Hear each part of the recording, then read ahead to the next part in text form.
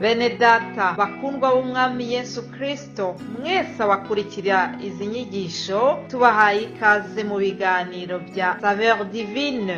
Ibi biganiro mu bitegurirwa n'abavugabutumwa bwiza batandukanye, akaba ari umuhamagaro ugendera ku ijambo ry'Imana byanditse mu gitabo cy'ubutumwa bwiza uko bwanditswe na Matayo ibice 24 umurongo wa 14. Kandi ubutumwa bwiza bw'ubwami buzigishwa mu isi yose ngo bube ubuhamya bwo guhamiriza amahanga yose, nibwo imperuka izahera ko ize. Ibi biganiro mubikurikira ku channel ya YouTube yitwa Saveur Divine. Tubifurije kugubwa neza. Imana Data ari nayo So ibaha umugisha.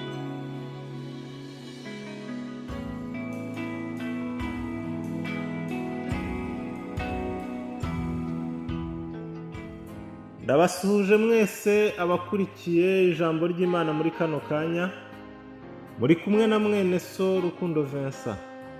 Tukaba muri iki cyumweru turimo kuganira ku buryo dushimamo Imana cyangwa se uburyo dukoresha mu gushima Imana. Uyu munsi rero tukaba tuganira gato ku gushima Imana mu masengesho cyangwa se gushima Imana dukoresheje amasengesho. Imana ihabwe icyubahiro. Turebere hamwe ijambo ry'Imana mu gitabo cy'Abaroma. Turasoma igice cyaho cya mbere umurongo w'8 tugende tugeze ku murongo w'10. Aranditse ngo, irya mbere mwese mbashimiye Imana yanjye muri Yesu Kristo, kuko kwizera kwanyu kwamamaye mu isi yose. Imana nkorera mu mutima wanjye mvuga ubutumwa bwiza bw'umwana wayo, niyo ntanzeho umugabo yuko mbasabira urudaca uko nsenze, kugira ngo naho byamera bite Imana yemere kungendesha amahoro, ubu ikangeza iwanyu. Banishimwe cyane. Dusome no mu Bakorinto. Turasoma urwa mbere Pawulo yandikiye Abakorinto, igice cyaho cya mbere umurongo waho n'uwa 4 turageza ku wa 9.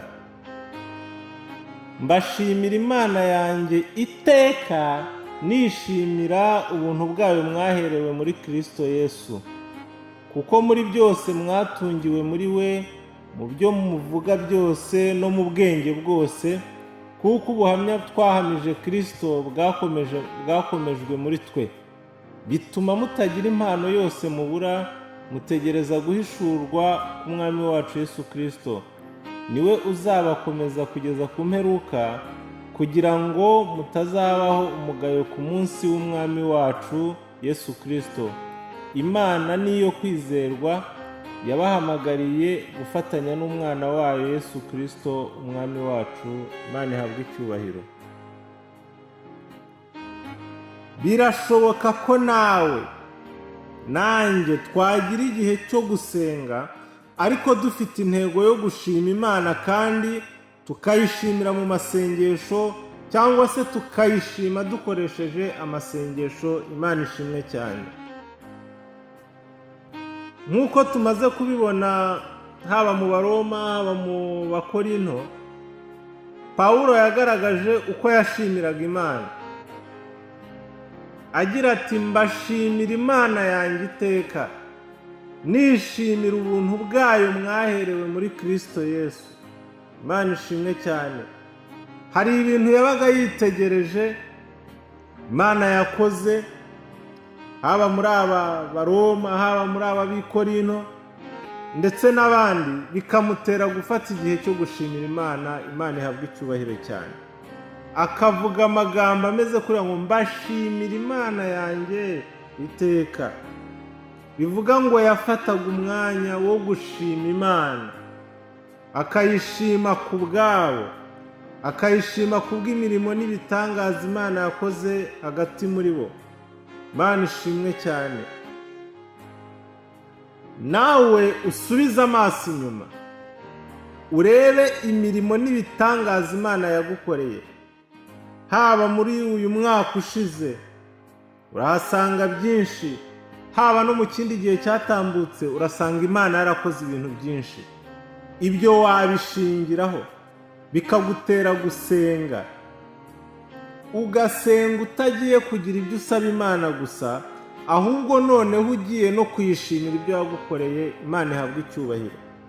Akenshi abantu umwanya wo gusenga dufata dukunze kuwugira uwo kugira ibyo dusaba Imana, ariko birakwiye ko tugira n'umwanya wo gusenga tugamije gushimira Imana ibyo yakoze byiza muri twe. Icyubahiro kibi cy'Uwiteka, kandi Imana idushoboze cyane. Rero biragushobokera, nanjye byanshobokera yuko twashima Imana ariko dukoresheje uburyo bwo gusenga, dufashe igihe cyo gusenga tuyibwira ngo Mana ndagushima kubw'ibi wankoreye, Mana ndagushima kubw'ibi wangejejeho, Mana ndagushima kubw'iyi ndwara wankijije, Mana ndagushima kubw'iki n'iki n'iki. Ubyatuza akanwa kawe, Imana ihabwa icyubahiro. Nubwo uburyo bwo gushimamo Imana ari bwinshi, ariko uyu munsi twarimo twibukiranya yuko dukwiye no kugira igihe cyo gushima Imana ariko dukoresheje amasengesho. Icyubahiro kibi cy'Uwiteka. Mu gusoza reka dusenge Imana. Uwiteka Mana yacu, turagushimiye ko utubeshaho, ukaba mu ruhande rwacu, kandi ukagaburira ubugingo bwacu ukoresheje ijambo ryawe. Tugushimiye ibyo watugeneye uyu munsi mu ijambo ryawe. Tugushimiye ko wagambiriye ko uyu munsi twibukiranya yuko dukwiriye kugira igihe cyo gusenga, ariko intego yacu ari ukugushimira. Tukagushima dukoresheje amasengesho. Akenshi abana b'abantu tujya dusenga dufite ibyo tugusaba, ariko turagusabye ngo uduhe n'imbaraga zo kugira amasengesho y'umwihariko yo gusenga tugushima. Icyubahiro kibi cyawe, mu izina rya Yesu Kristo niko tubisabye twizeye. Amen.